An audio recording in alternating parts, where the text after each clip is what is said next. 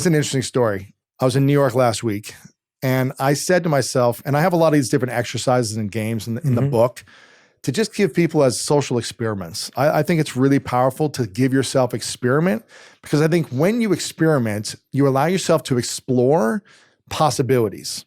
And when you create an experiment for yourself, you allow for the idea of magic to enter your life. So I want you to just, as you're watching or listening, I want you to say, I allow for magic and abundance to manifest in my life. I'm going to create a possibility that this can happen in my life. A moment, a synchronicity. Someone might call me out of the blue. Someone might hand me money randomly. I'm going to allow for this moment to happen and this magic to happen. So I said to myself, I want to follow my own practices, right? And I went to see our friend Mel Robbins in Boston, and then I was in New York for a few days. And I just said to myself, money comes to me abundantly and freely, and I see it everywhere. I just said this to myself every morning when I woke up and when I went out of the hotel. I said, money comes to me abundantly and freely, and I see it everywhere. And I'm a magnet for money. I'm a magnet for money. I just kept saying this energy. I'm a magnet for money. I was just playful, this social experiment.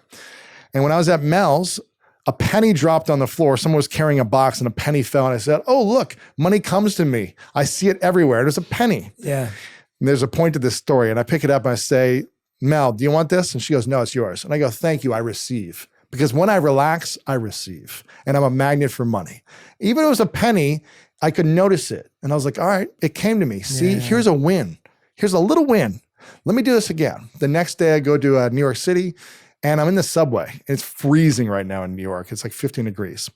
And I'm just saying this to myself in the subway. And as I get off the subway, I go up the stairs and it's freaking filthy in the New York subway, right? And the stairs are dirty and I see a penny heads up. And I thought to myself, this is filthy. This is dirty. It's not valuable. It's not enough money. I don't need to pick this up. But I was like, no, I'm doing this experiment. Money comes to me abundantly and freely. I'm a magnet for money and I'm going to manifest money, right? And so I see it's heads up. I pick it up, put it in my pocket. And I just say, thank you, money, for coming to me. The next day, I put it on my bedside table. I don't think anything of it. The next day, I wake up and I look at this penny. And I said, because I'm doing this experiment every day, I'm a magnet for money. Money comes to me abundantly and freely.